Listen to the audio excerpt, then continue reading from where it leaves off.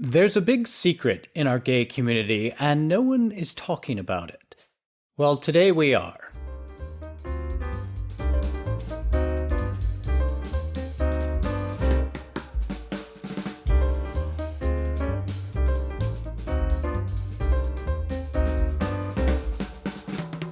Welcome to No Two Gays About It, the show for the over 50 gay male, all about things that are important to the over 50 gay male, and hosted by two well over 50 gay men. Hi, I'm Tom Burke. And I'm Michael Foley. And today we are going to talk about the secret within our gay community that no one is talking about: addiction. First of all, we're going to take a look at the different types of addiction that are affecting our over 50 gay population. And then we're going to discuss why this is such a problem, especially for us mature gay men. And finally, we're going to ask and try to answer the question, at our age, can we move beyond this secret, or is it just too late? This is a widespread problem within our gay community, and if you think that it's not affecting you or the people within your circle, well, then you better look a little deeper, because it's there. Join us for the conversation as we take on this big gay secret of addiction. It's time to break the silence and talk about addiction. But before we do, I just want to say that Michael and I are not therapists, we are not doctors, we are not experts on this or any subject out there. But as members of this over 50 gay community, we do feel that it's important that we at least start the conversation and just bring it out to the open and talk about the things that most people don't want to talk about. So, Michael, let's get into this whole addiction thing. Yeah, because it's a big one. It is. Addiction is running rampant within our gay community. And I just want to read one statistic that I found. Statistics show that the older gay males are more than twice as likely as their heterosexual counterpoints to use illicit drugs and almost twice as likely to suffer from a substance use disorder. What the heck? It's mind-boggling, isn't it? Yeah. That's a lot of people out there. And not only is it a lot of people, but there are a lot of different forms of addiction that men like us are finding themselves in. Right. Biggest one, which I'm sure you have firsthand knowledge of after working in a gay bar for how many years? 20 something? We don't talk about that Okay. It was a very long time. All right. Yeah. But the addiction to alcohol. Alcohol. Yeah. It's a huge. big one. And It is. I think a lot of us just use it as a way to relax and feel comfortable in a situation. Well, yes, that's how the normal people use it, but there are people who are addicted to it. There are alcoholics out there. There are people who are abusing alcohol. We all see it. And the thing is about all of these addictions that it doesn't really matter your station in life, where you are, your age. It affects everybody. Not only alcohol, but another thing that is really huge in our community is the addiction to drugs. Without a doubt, yeah. Crystal meth is a huge one in our community right now, as it is across the country. Yeah. I just watched a whole documentary on crystal meth and the gay community. It's affecting more the younger gay men as opposed to the older gay men that we're talking about. However, it is still happening within that, age range. But there's also cocaine and ecstasy. Huge, right? Any sort of stimulant or any sort of downer, all of those. What about pot? Now that pot to me has become the new alcohol. Because it is addictive. And, alcohol is this accepted evil in our society. It's a part of who we are socially on so many different levels. And so it's a very easy addiction to overlook. And I think marijuana is becoming that because it's become legal here in California. There are dispensaries every 5 feet. So, being high is being high. It doesn't matter what brings you that relief of whatever it is in your life that you're feeling stress from or you're not happy with, it's the same across the board, whether it's food, whether it's sex. You're using it as an escape, it gets a little sketchy. Right. So let's talk about that. Besides alcohol and drugs, which are pretty much what people think like, oh, the addictions, drugs and alcohol. But no, you mentioned too, more, sex is a huge addiction within our gay community, especially the older gay males. For whatever reason, it's affecting them. Food, humongous for not only the gay community, but everybody out there, people who are addicted to food, who are using it for, reasons. The tough thing with food is you actually do need that to survive. It's right. One of those things. It's not like alcohol or any of the other addictions where you could avoid it. You don't have to go to a bar. You don't have liquor in your house, but food you need to survive. So that's a really tough one. And even the opposite of ingesting tons of food, exercising. People are addicted to exercise. I'm sure you see this out there. A lot of gay men. I was at the gym this morning, and there are some guys that it's like, buddy, have a cheeseburger and stop lifting. They too, the whole addiction to their body image. I know people who will actually go to the gym 2 to 3 times a day for an hour and a half to 2 hours each session.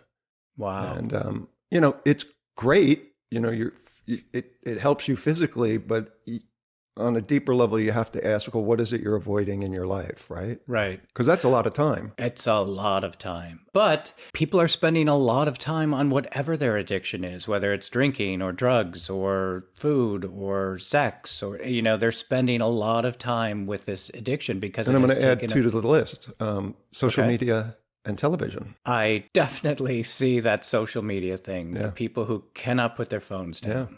It's like, wow. That if it's down for 5 minutes, you feel like you're disconnected from, which is crazy for men our age and especially older men. We weren't raised this way. We didn't have this until, basically a few years ago. So the fact that they are becoming addicted at our age, it's like, really? You can't put that down? Okay. Addiction is that little evil thing that hides in the closet, and it's always sitting there. And, depending on what's going on in your life, you're always going to seek something out that helps you escape or just feel better for a short period of time. Because let's be real, life is hard, and it seems to be getting harder every day, especially as we get older, because there are so many other factors involved, our health, how we feel on a daily basis. Another thing that I read, I'm going to read to you guys. Gay seniors over the age of 57 with issues like depression, stress, anxiety, ADHD, PTSD are in a higher risk category for an addiction. Also, get this one, Caucasians are in a higher risk for an addiction, and also people with high IQs. So the thing is that it's really affecting everybody. But now let's figure out why. Why is this happening to us? I can speak for myself. Okay. Because I've had a lot of struggles with addiction throughout the course of my life. When I was younger, probably through my 20s, I would definitely have considered myself an alcoholic. And I look at that and I know the reasons why now, because I had some life situations that forced me to look at it. And that was because feelings of self-worth were involved, or self-worthlessness, I should say, how I valued myself, how I thought about myself. It was definitely an escape for me. It made me feel better for a period of time, that everything else went away. And in those moments where I was drinking and partying, it was happy. And then you have to wake up the next day with the hangover and go back to your life. And there was a lot of unhappiness and misery with me. And it stems from my family's history. My mother and father were alcoholics. My mother was a drug addict. She actually was arrested at the age of 70 for heroin use. My. Yeah, right. For heroin use and possession, because one of the people she was shooting up with OD'd and died. So they had to call the paramedics. So they were arrested. Michael. I mean, that's how deep it runs in my family. And fortunately, I was able to move past that in my 20s. Well, I think you just gave us 2 really important reasons why people fall to addiction. One of them is it's in our DNA. It's in our genes. You know, it is a trait that it gets handed down. It's proven. I've read it. If I read it, it's right. But we have seen that addiction is just handed down from generation to generation. It's up to you how you deal with it. Like you got control of it. I'm really sorry about your mom, though. You know. No, thank you, but you know, those are her choices, and right. Yeah. But, you know, to still be, as we're talking about older gay men, you know, as your mom, still fighting the demons at 70, that's a tough, long life, you know. But besides it being passed down in our genes, the other thing that you mentioned was the unhappiness. And for so many of us gay men, our wounds are really deep. And if it started as a child with people putting you down for being gay or making fun of you or making you feel the big word that we'll say a lot today, shame. You know, that's why I started doing drugs younger and started drinking and, you know, being able to hide it so people don't actually see that it's happening. Or you surround yourself with other people who are doing the exact same thing, so you get reinforcement to continue the addiction. And to me, that's a really sort of bad circle to be caught up in, because you know, I still know people who drink daily excessively, and if you're around them, they want you to drink too, because it makes them feel better. And it always fascinates me when I'm drinking a bottle of water and people are like, "Oh, you're not drinking?" And I'm like, "Well, you do realize that's how it's supposed to be, right? That what you're doing is the one where I should be going, 'Oh, you're drinking?' But I don't, because I know the stuff that lies underneath, but it is always amazing how people who are partying want you to join them, right? Have you been in those social situations where it's definitely. like, "Oh, Tom, why aren't you drinking? Have a drink." It's like, why do I have to drink, right? To make you have a better time? My husband doesn't drink. He just doesn't like it. He never has. It's just not his thing. And I will like occasionally have like a cocktail because I feel really important and cool. But we were out we went to a dinner party, I don't know, maybe a week ago, and they were serving dessert and it had a liqueur in it or something. And they're like, saying to my husband, like, "Oh, I'm sorry, we have something different for you." And he's like, "What are you talking about?" And they're like, "Oh, well, you don't drink, so we thought you were in the program." And he's like, "No, I just don't like to drink." Like, you know, like it's such an odd thing in our gay community to have somebody like you, like my husband, who is not going to drink. And I'm sure, again, sorry to bring back up your past, but working in the bars, I'm sure you saw this where those people like glob onto each other. Like, you know, like we have our gaydar, they have their, you know, alcoholic dar, where they like see someone who has the same thing that they do. And so here's someone that I can drink with and not feel bad. Is that something that you would see out in the bars? Oh, without a doubt. It is inherent to every bar. You have the barflies, you have the people who are there all the time, because at least it's a space where they feel safe, right? It may not be the healthiest environment, but it brings momentary relief. And until you're able to figure out what it is you're seeking relief from, unfortunately, you get stuck in the quagmire and you can't get out. So I think the purpose of this conversation for me with you is to just maybe make somebody go, because that's the first step in sort of looking within and figuring out what it is that's hurting or missing, or what that void is that you're trying to fill. Well, you know, one thing that I also read, because as you know, I love doing research, I love reading things, especially about topics that I'm not all that up on. But this is something that I read, I want to read again to you guys. So many members of the gay community suffer from internalized homophobia, projecting the negative social attitudes on themselves. The result is often self-loathing and an inability to feel comfortable in one's own skin, which leads to addiction. That is so true, especially guys our age, because we never were taught that we were enough, that we always had to hide. And again, we're going to go back to that word, shame. And for a lot of us, there is PTSD involved too, because we lived through the 80s and there was so much pain. And I'm not sure it's anything we'll ever be able to move on from, but we have to acknowledge it. Well, I think that's it. The acknowledgement of anything helps. But just the fact that for men like us and older who were raised in a time where, you know, it was okay to be called a fag and to people put you down for being sissies or whatever that is, to then, especially, well, also depending on where you were raised, you start taking on this, as I just read, the internalized homophobia, where it's like, yeah, those fags, whatever, and just making you feel worse and worse and worse about yourself. I mean, it's cliche, but, you know, most of those bullies who are calling us fags and were so overtly violent, both physically and emotionally, were closeted gays. Yeah. That's how they dealt with their own inner rage, was to throw it at other people. Right. And there's so much scarring from our generation. There is from every generation, but I think ours has some different challenges that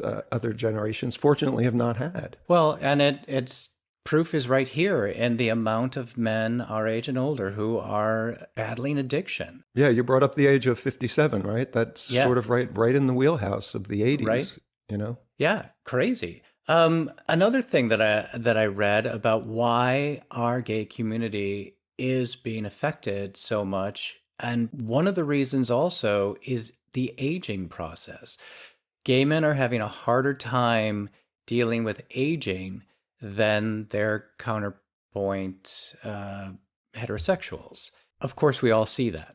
We all, you know, and we're all having a hard time aging. I mean, nobody is going through life going like, I love feeling like shit every morning. I love that my face has dropped 5 more inches today.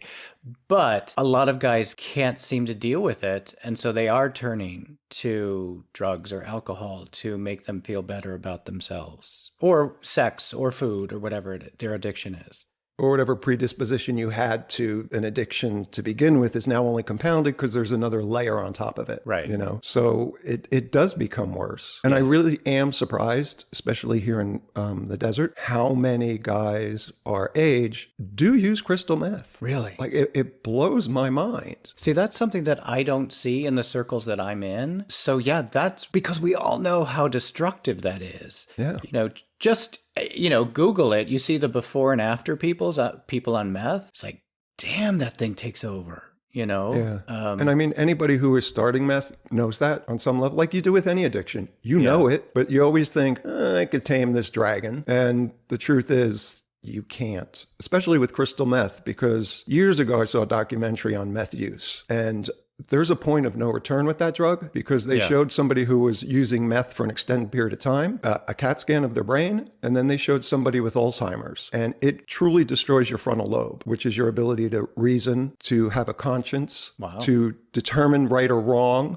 Those things are gone. So there is a point of no return with that. It's not like other addictions with alcohol where you can sort of mitigate the damage when you do stop, or cocaine or stuff like that. Crystal meth is a whole different animal, and it's really scary. I don't know that much about crystal meth. So question, is it an expensive drug? No, see, that's part of the reason why I think it's so usable now, because, and this is why it literally destroys brain cells, is because people mix it with cleaning supplies like Comet Cleanser. Or really? There's crystal meth has a whole lot of stuff in it. Wow. It's not, you know, back in the day when coke was readily available in the 80s and you would smoke crack, it was basically pure cocaine. Now it's cut with so many other things, and then you add fentanyl to the equation, which people are cutting things with, where literally kills you. It's just a scary proposition. Well, so I can see, you know, again, depending on your status in life or whatever, the crystal meth, but there are wealthy gay men who are addicted to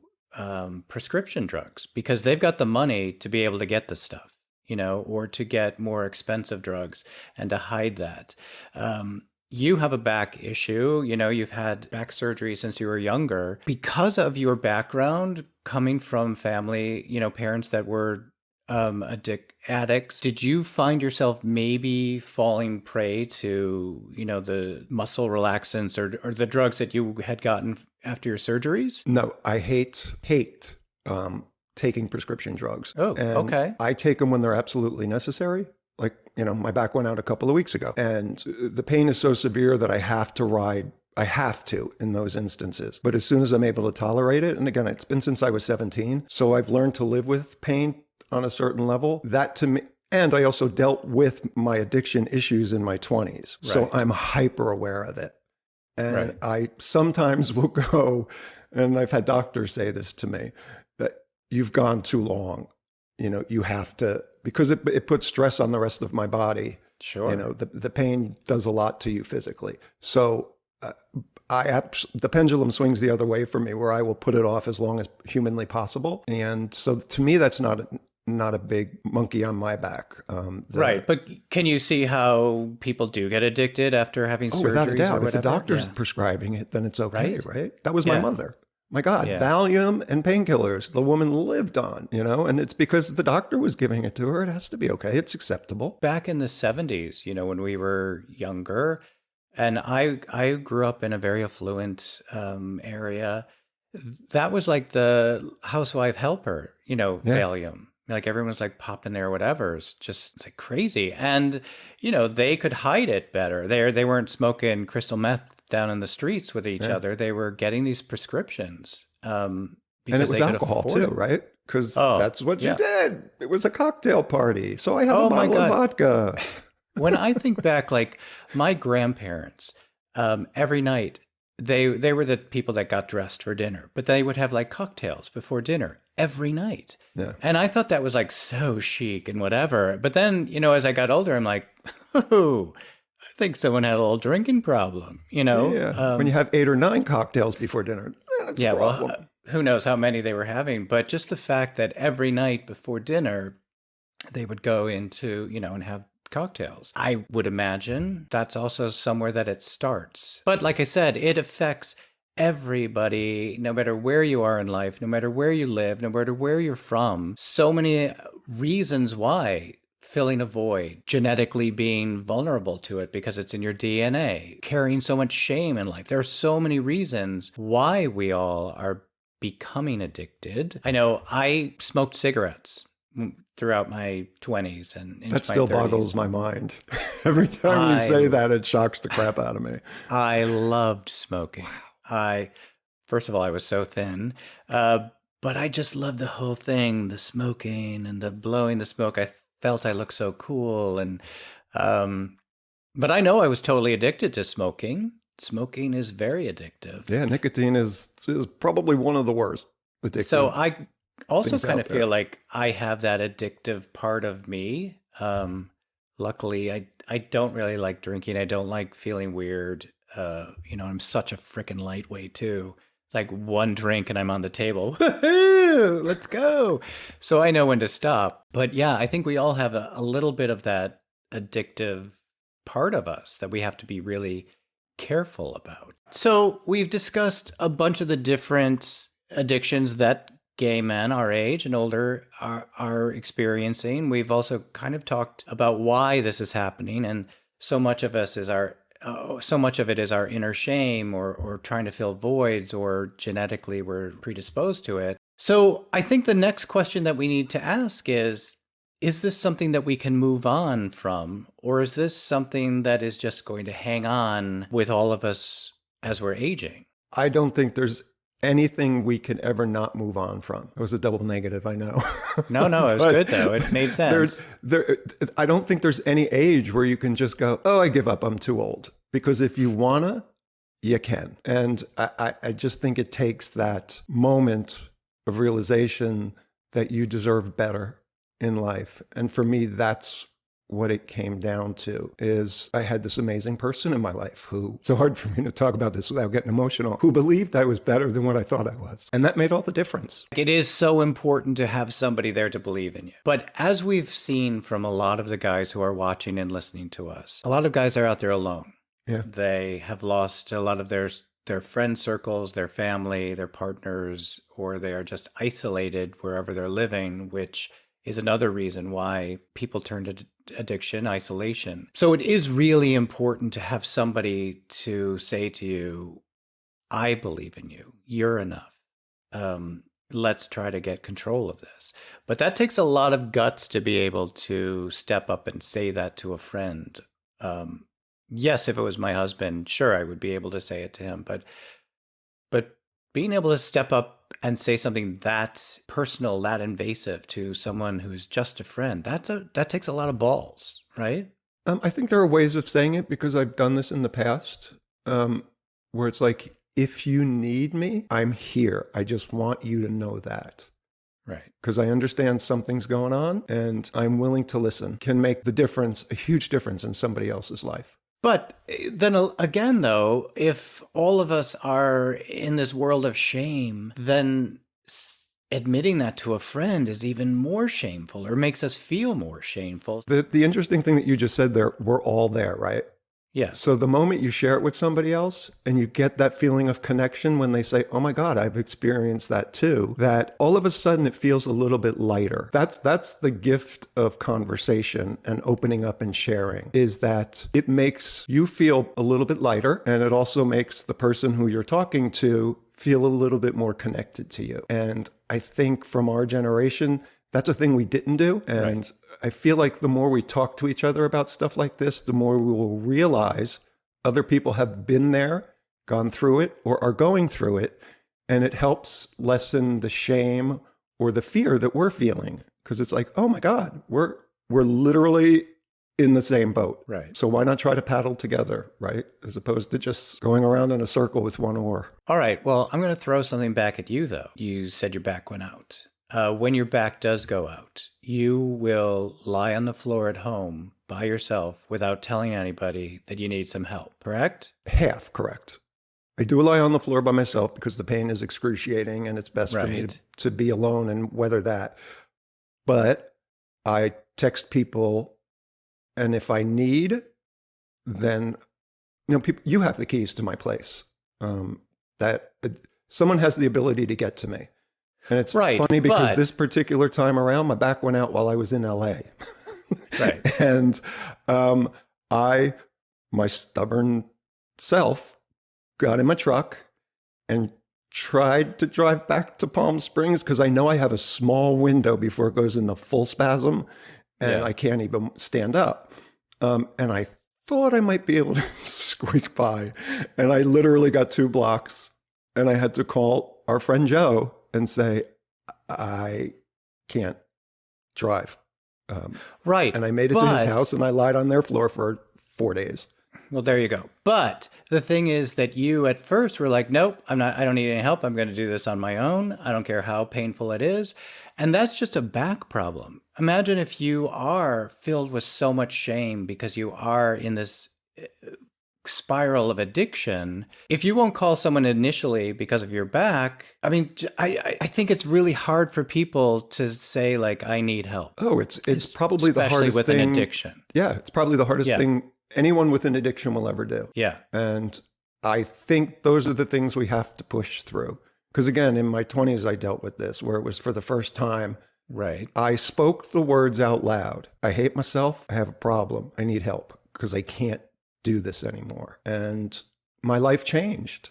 So I think when you dealt with your issue, you were in your 20s. And when we're young and 20, we have a lot more energy and a lot more bandwidth to be able to deal with problems like this. But when you get into your 60s and 70s or even 80s, the struggle to be able to overcome an addiction takes a lot. And I think by that time in your age-wise, we're like, I just don't have it in me. I'm tired. I don't want to, I can't fight this. I'm just going to die this way. See, I definitely believe that there are people out there who feel that way. But yes.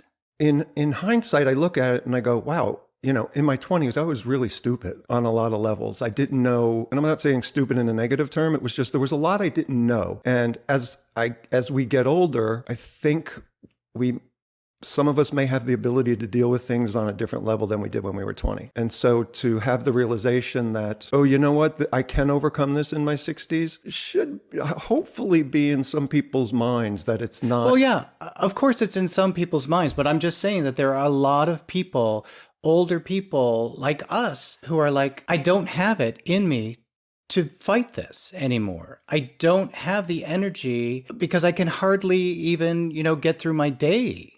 So I don't have the energy to fight. That's all I'm saying, that there are some people out there who just don't have it in them to fight or to admit to the problem. I think for any sort of problem in our lives, admitting the problem is the biggest step that we can do. But I do want to throw this out there. If you're still here and you've gone through the shit that we've gone through, you've obviously fought to get to where you are. It may not be the greatest place on earth. It may be unhappy a lot of the time, but you still have fight in you if you're still here. You know, when my back did go out, I'm just so tired of pain sometimes that it's not even funny. And I have to be honest, the thought of swallowing a bottle of muscle relaxers and just going to sleep sometimes is an attractive thought. But then something takes over because I'm like, you know what? I've made it this far and it's not going to fucking beat me. And but Michael, that's you. That's you, and you have that fight in you. Some people don't. Some people, right. So that's all I'm saying is that we have to agree that some people are like you and other people are not like you. But again, my point is if they're still here, they have some fight in them. They may not be able to acknowledge it in this particular moment, but if you're still here, you got some fight left in you. That's my point. Maybe.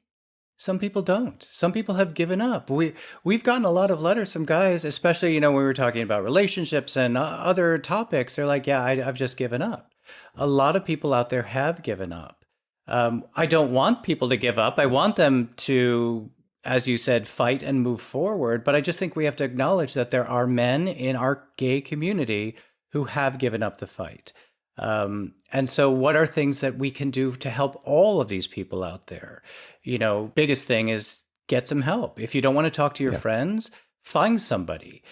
We are in such a great age that all you have to do is go on your computer, on your phone, Google, I need some help with addiction. Especially, you know, a lot of reasons why gay men don't seek help is because they don't want to have to go to a therapist who doesn't get them. But now you can talk to a gay therapist online. You can go to a gay support group online. That certainly helps. You know? And it doesn't matter where you are because you could make contact with a group in Los Angeles if you're in, you know, oh, definitely, Walla Walla, Washington, or wherever, you know. But I need to go back for 1 second. Those people who are reaching out to us, telling us that they've given up, is a way of reaching out. To me, it's a sign that they haven't completely given up, that if they're sharing stories with us, that there is still some hope in there. And that's all I want to point to in all of us. If we're still here, we fought a lot. There's still got to be some sense of hope, some little spark that still exists. And that's what I feel those letters of people who reach out to us are more about, who do say, I've given up. If indeed they did give up, they wouldn't even bother writing. So I try to look at that positive, that they have reached out. You know, that's just me. Maybe I'm being Pollyannish. No, not at all. I mean, that's why we're doing this. We want to kind of break out of this secret thing and say, yeah, our community is having a problem with addiction. We're not here to solve your problems, but we want to start talking about it. If you see somebody, if you have a friend who you see is suffering, speak up, say something, help them out. Say like, you know what? I might not understand what you're going through, but I'm here for you, whatever you need. Do you want me to call somebody? Do you want to talk to me? Whatever it is. I mean, that's what we need to do is, yes, have that hope, clutch onto that hope, whatever age you are. If you're 80 or 90 and you're a gay male who still is swallowed or consumed whatever by grief or hurt. Yes, or shame. Yeah. You know, whatever the problem is, we need to be there for each other. That's the thing. We are a community, and stop turning your eye, you know, to what's happening, and let's help each other. You know, we have been through a lot. We have fought a ton. So let's keep fighting to make sure that we are as healthy and happy and fulfilled as possible. Stop this kind of addiction spiral. Because a support system is vital. And even if you do feel alone and separate, like Tom said, there are support groups. Regardless of where you are in this country, if you have access to the internet and you're able to watch us, you're able to reach out to an LGBTQ community center and have access to support. They are there for you. And it's hard to reach out. It's hard, man. But, it's what's the alternative? So the big answer to the question, can we move beyond this or is it too late? No, we can move beyond this, but we have to do it together. We have to acknowledge that we have a problem or acknowledge that people we know have problems and to be there for each other and to support each other and move forward and try to get out of this addictive spiral that we're in, whatever it is. So like I said in the very beginning, we're not doctors, we're not therapists, we are not seriously intelligent enough to talk about anything in life, but we do want to have this conversation. We want to start it, and we want to hear from all of you people out there as well. Like, what are your thoughts on addiction? How have you battled your demons? What would you do if a friend of yours had an addiction? Let us know. How can people get in touch with us, Michael? You guys could find us across social media at the moniker No Two Gays About It, and that includes Facebook, Instagram, TikTok, and you could also send us an email at no2gaysabout@gmail.com, and we're also on Patreon. And if you guys feel so moved, please hop over to Patreon or YouTube and become a contributor to our show, because it helps us continue to have conversations like the one we had today. Regardless of how hard it is, we want to keep talking about this stuff, and we need your help and support. And we'd also like to thank Ted Zalewski, Cesar Montero, and David Tiley for being contributors to us on Patreon at our executive producer role. Guys, we appreciate you so much. Thank you. Yeah, guys, thanks so much. We really do appreciate your support of our show, and we really appreciate all of you guys out there who are watching and listening to us. Make sure that you do leave us a comment. Let us know that what we are talking about is important to you, or let us know what subjects you might like us to tackle. All right, well, that does it for today, Michael. This was a little bit of a tough conversation talking about addiction, because that does, as I said, affects everyone who's out there. And it is really devastating to our over 50 gay population. So thank you, Michael, for sharing all of your thoughts and also your personal stories. That was awesome. So you know what? Until next time, Michael. Until next time, Tom. Thank you guys for listening.